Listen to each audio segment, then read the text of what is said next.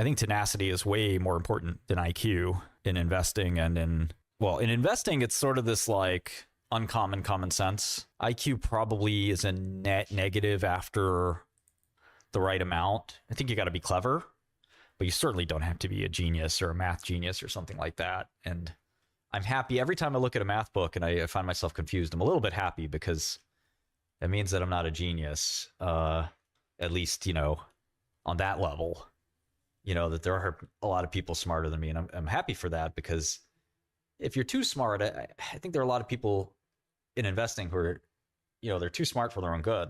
And I think, you know, if you watch videos of Druckenmiller and stuff like that, no doubt he's clever, but he probably is not doing quantum physics.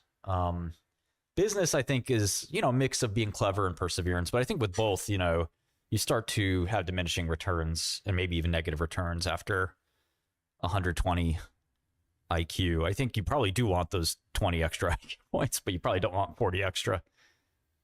How to be a genius. Unfortunately, you're either born with it or you're not. When I say math, I don't mean algebra or calculus. I mean real math. Differential topology, metric spaces, cohomologies. And now we're seeing that, you know, we took the pain on this quality trade. So did Renaissance, by the way. And quality is a factor. I think I've taught you guys about factors, but if you haven't, you can look at factor models or factor investing or whatever. But yeah, each stock arguably is a linear combination. The performance can be explained by principal factors is beta. And then, you know, you can sort of factorize every other component of why the stock is up or down. Could be because biotech stocks in general are up or down. It could be because it's a US company and not a foreign company. It could be because it has exposure, the company has exposure to commodity prices. You know, there's factors that explain virtually all of the stock prices movement, except for, of course, alpha. And alpha is sort of this idiosyncratic thing that's whatever's left over. But yeah, big companies like UNH are quality, but it's more about like low quality outperforming, like companies without revenue, companies with low revenue. These are the stocks that have been the winners, right? We always joke like, oh, people want the safe haven of Rigetti, the safe haven of some of these dogs. They're not safe havens, but they've been acting like it. Well, that factor has to mean revert. It can't go up forever. You know, if you look at a graph of that factor over a really long period of time, that factor has, you know, blown out to epic proportions, and it has to come back down. You know, unless we're in a new paradigm where low quality companies somehow, you know, beat the odds and all become high quality companies, which, you know, the likelihood is practically zero. Some of them will, but, you know, most of them won't. And that's the kind of, you know, thing that we've all spotted, that something's wrong with these stocks, something's wrong with the market, right? And we've all spotted that, and we're trying to take advantage of it and time it. But there's just like stock picks, factor picks are no easier, you know? And like I said, if you're short, you know, we said this so many times, but if you're short Rigetti, it's no different from being short 𝗥𝗏. It's no different from being short Joby. And the fundamentals don't matter. Fundamentals are, it's a low quality factor. That's what's driving it. And people these days trade factors more than they trade stocks. You know, that's what quants do. So we'll add some factor tools to Godel. It's probably one of the bigger things we're missing, to be honest. But you can guesstimate your own factors. It's like that old Kramer, on the Kramer show, used to have a section called Am I Diversified? And it was like, Rigetti? Okay, Kramer, my portfolio is Rigetti, 𝗥𝗏, Joby, and Unicure. It's like, okay, you got a biotech, you got quantum computing, you got energy, and you got industrial EVTOL. Yes, you're diversified. And like, obviously, no, you're not diversified. You're just long momentum. You're ultra long momentum. So you're diversified if you have a mix of momentum, value, and other things. B. Riley downgraded Rigetti? Wow. Times are changing. No more banking business to do. They're like, listen, man, you're going to do offering or not? Then they're like, listen, we don't need the cash. I'm really sorry. We just don't want to do an offering. B. Riley's like, then downgrade that. Yeah, you have to be smart. I mean, generally you don't. as I said just yesterday, I said the biggest mistake in trading is losers average losers. You're a loser if you have a stock in your portfolio that's going against you and you want to buy more. That's a loser move 90% of the time. But if that were true, the corollary that follows immediately would be that momentum always works and nothing mean reverts. That's obviously not true. Otherwise, every single downtick would be followed by a drop to infinity. And every single uptick would be followed by a rise to Valhalla. That we know that's not the way the stock market works. One has to be somewhat smart about how they apply these quote unquote rules. There's just so much that only so much you can take these rules. You also have to have your convictions and opinions, and knowing when to break the rules and knowing when to make the rules. It's up to you. Squeege, it really is and I think you're highlighting the point of this, which is like, it is a little silly. I think if you're a trader and you're trading frequently, it is in your best interest to avoid turning your trades into investments, right? You don't want to be sitting there saying, well, I think the stock will go up $1 and that's why I'm in it. And then all of a sudden it goes down $2 and you say, oh, I'm staying in. Because the whole point of trading is that you're capitalizing on the velocity of your money moving in and out. You're not trying to, selling some Palantir, I have too much. You're basically making like what you think are 55% probability bets. And if are making those bets, when you're wrong, trying to force it to be right is not smart. If you're willing to hold on to a stock for a year and wait because you feel there's, a lot of value. We did this already once with Sarepta. I don't think there's anything too wrong with that. It is definitely risky and dangerous. You're basically saying, I'm willing to buy risk units for uncertain reward units. That's something that, anytime you're putting risk on the table at all, you have to be concerned and, kind of careful. But at the same time, this is our business. This is the business we're in. This is the business we've chosen. Let's say this is your P&L and you go up. You start, this is your P&L is, well, let's start. Okay. Your starting balance is $5,000. Okay. This is academics. Some of you have to go to class. You make $3,000. Okay. Betting on, I don't know, what do you baggies bet on? Rocket Lab. Okay. Very good. So here's your attribution will say Rocket Lab plus 3,000. Okay. Then you lost because you're an idiot. You lost 2,500. Okay. On GameStop. Bad. This goes in the loser column. I'm going to put it red just so you understand. Bad. GameStop. Down 2,500. Oh, terrible. Then you heard on the news that Palantir is a good stock. So you made 4,000 on Palantir. Good. That goes in positive column. PLTR. There you go. Very nice. Up $4,000. Ooh, so good.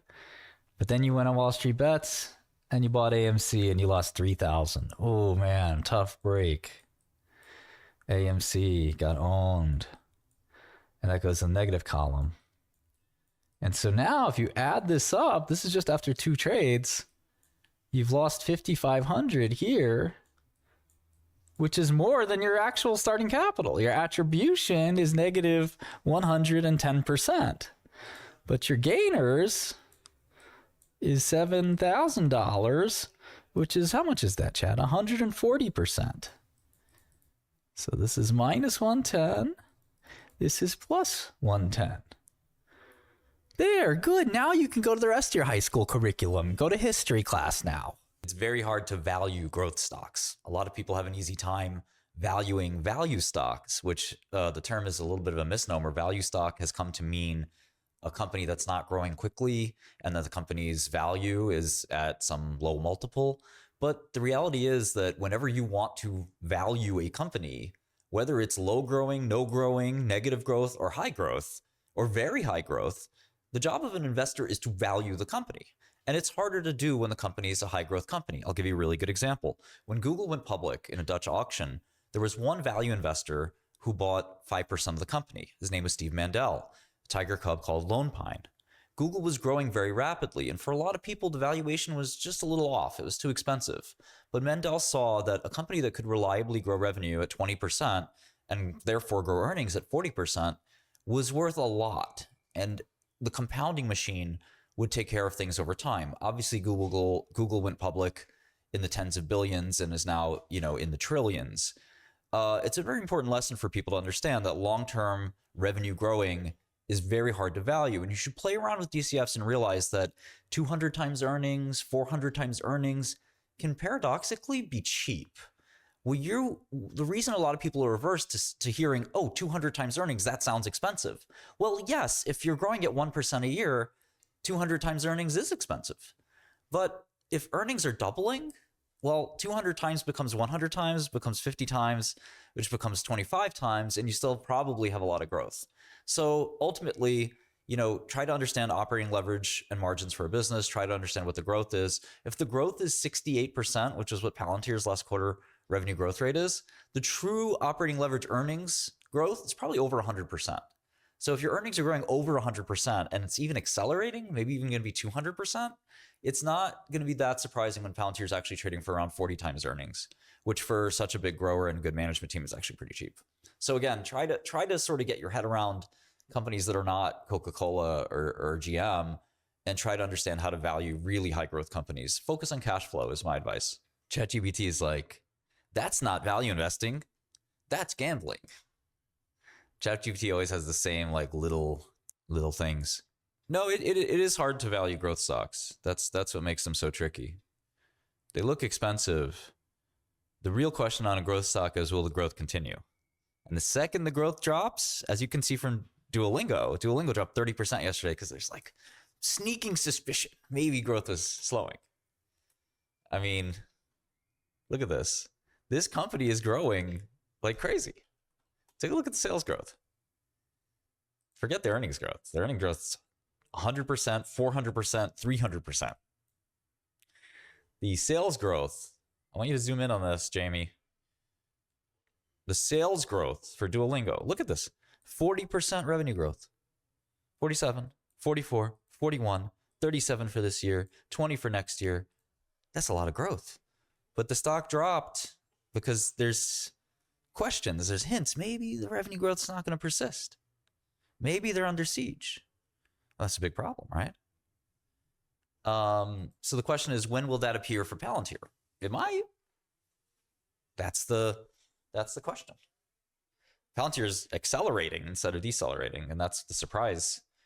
Well, I'm not saying Palantir's you go out and buy it. I mean, for me, it's a beta vehicle that I can kind of trust. It's had a nice mean reversion property. The street likes it. It's kind of what people will buy when the market's down because people like to go shopping, and it shouldn't have too much negative beta. It has a lot of positive beta. So to me, it's kind of a safe buy. I probably overdid it on those calls, but I might jump back in. 22 cents. What do you guys think? Jump back in? Yeah, Tesla's a little bit harder maybe for me to wrap my head around. It's very much a bet on management that is already implying very large amounts of success for optimists, which I don't have any doubt that it'll be successful, but my investing for me, everyone's a little different. There's a continuum on one extreme left where you just trust the jockey and you just invest in the person and that's it. And this is in a lot of ways one of the best ways to invest because you couldn't picture what Tesla became. You couldn't picture what NVIDIA became, but you had to trust that the people involved, Palantir's the same way, were going to make it work. This especially applies to startups, but it applies to all sized companies. When you are dealing, so that continuum, that's all the way on the left. All the way on the right, you have people who don't trust management at all, don't care about management quality, and only really care about the value of the assets. This is cigar butt investing. If a company has a portfolio of $100 worth of stocks on the balance sheet and the stock is trading for 50, and the investments are worth 100, well, you don't really care if management's good or bad. Now, the problem, of course, with that is that, management still controls the company. So you have to deal with management whether you like it or not. So I think fundamentally cultivating over decades who is a good manager and who isn't is a really important thing. 𝗙𝗎𝗓𝗂 was an instant buy for me because I knew Mark 𝗥𝗘𝗓𝗘 from 2 prior companies where he was CEO. And he did very well. And now this, for me, with the third, for others, it was 4 in a row for him. He's kind of a legend, honestly, that nobody really knows. Palantir, I know some of the founders and managers, and it's a very good company with really bright people. I know some of the people in quantum. They're not very bright. They're not very good people. Those are good shorts, even though the beta and factors will basically say that these stocks are all the same. Over time, they won't be. But again, there's only so much you're willing to pay. Opendoor is a really good example. Kaz, I think, is a really good manager, but how much do you want to pay for somebody's management skills? And in some cases, if they can compound for a long time, it's kind of an infinite number. And that's why Tesla is trading where it's trading. But there are points in time where I will say, I'm not going to give you $1 trillion of credit for something you haven't done yet. That's really hard for me to do. I'll give you some credit, but at some point, underwriting the business plan and valuing it at, $1 trillion of value you haven't created yet. I was the CEO of a publicly traded company too. I didn't like it when my stocks went up. When my stock went up, because it makes my job harder. I have to now produce value that I haven't yet created, haven't even thought of yet.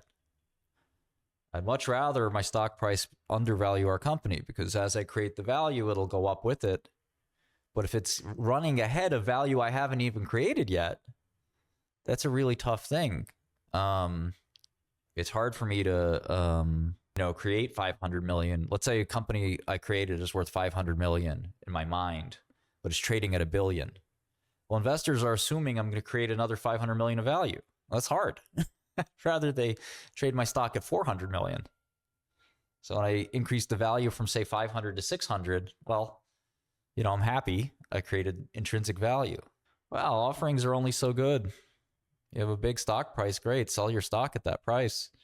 But now what? You still got to run the company over the long run. Yeah, QCI is definitely tracking. It's getting closer and closer to cash value. I don't know ANET. I haven't added it up, but it would be, say, maybe 100K. No, so the 90s, basically were dominated by statins, ARBs, atypicals, which are D2s. These are the biggest classes of medicine. Then 2000s, you had TNF alpha. And then let me sort of show what the rare disease world was. You had Gaucher and the other, well, you had mostly Gaucher there, and then the other ERTs. And then you started to get into gene therapy, especially for DMD and other areas. And so, like, if you think about, like, this continuum, let's see, what else was big? Some of these medicines needed flexibility, some of them didn't. So the FDA provided flexibility for some of these things, like Gaucher. Let's say, I don't know, MS drugs were big in this era. I guess what I'm saying is that to go back to a time where you need only RCTs, it feels off, because RCTs make sense for populations that require them. So you could still do RCTs for PD-1 and GLP, but we're starting to get to a point where, I've said this many times over the last 5 years, we're in a period where there's sort of vanishing numbers of diseases. The amount of diseases left to treat has become, fewer and fewer, as like, these will never need new treatments in practice, right? Statins and ARBs are generic now, as are D2s. And so as time goes on, a lot of these drugs go generic. Cystic fibrosis here. And like cystic fibrosis, there was a double-blind RCT. that worked really well. For DMD, there wasn't. And then for SMA, it depends. There were yeses and nos there, but back in like PNH era for eculizumab, you had double-blind placebo-controlled studies. I'm trying to remember what happened with Gaucher. I want to say there was not a double-blind placebo-controlled trial.